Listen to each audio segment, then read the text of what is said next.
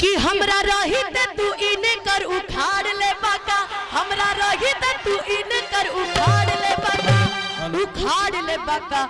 ज्यादा भाषणबाजी कही के बिगाड़ ले बाका।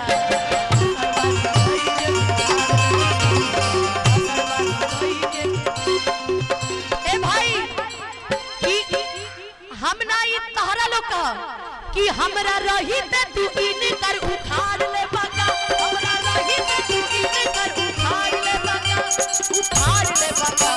और का के कहले वाला चनिया आजादा अंग्रेजी बोल के उखाड़ ले बाका।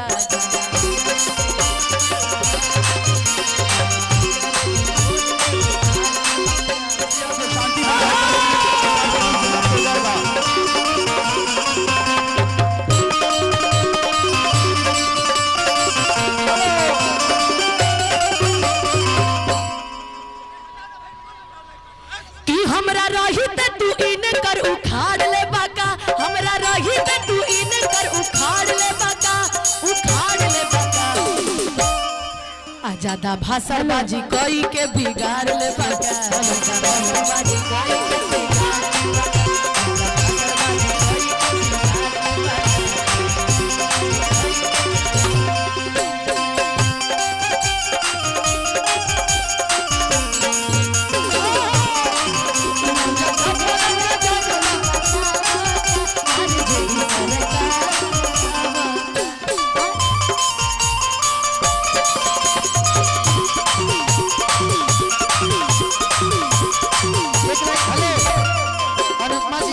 एक लाइन ये गा दीजिए ना, एक लाइन ये गा दीजिए। चलते रहे भैया, चलते रहे।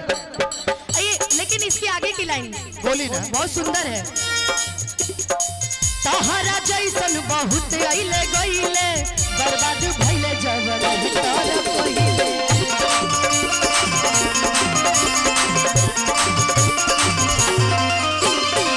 तहरा जैसन बहुत गइले, बर्बाद भइले जबर तोर पहिले।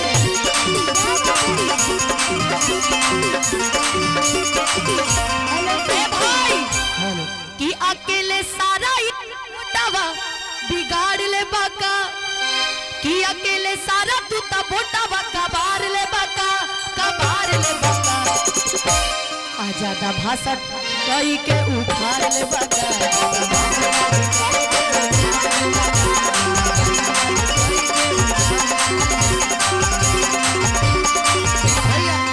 भाई लालू बिना चालू ही बिहार न होई।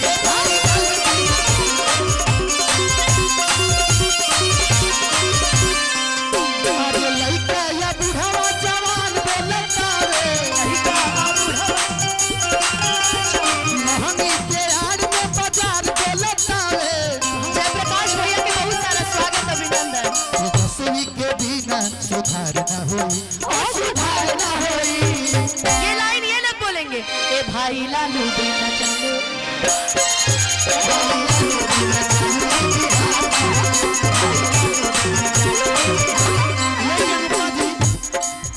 आज सबसे ज्यादा शिक्षा के मॉडल जाता, सत्ता के आगे में जादल जाता।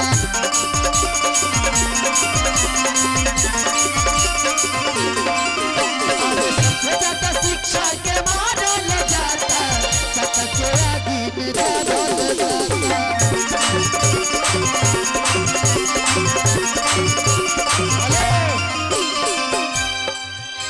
ललटनी बिना उचित ना होई, होशियार ना होई। ये वाला नहीं बोल रहा है का? हेलो बैठा दी और लेवल उठाओ के, माइक का लेवल उठा दीजिए, माइक का लेवल। सारे माइक का लेवल उठाइए, सारे माइक का लेवल उठाइए। चालू ही बिहार न होई।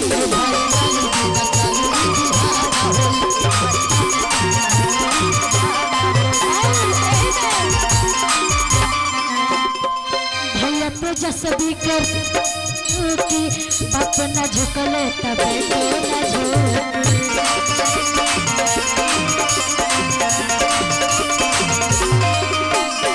भैया तेजस्वी कर नहीं रुकी बाप अपना झुकले तबे तो ना झुकी कौन हो जावल महल का बड़ावता कौन हो जावल महल का बड़ावता आला लटन के अजरई बतावता अरे जो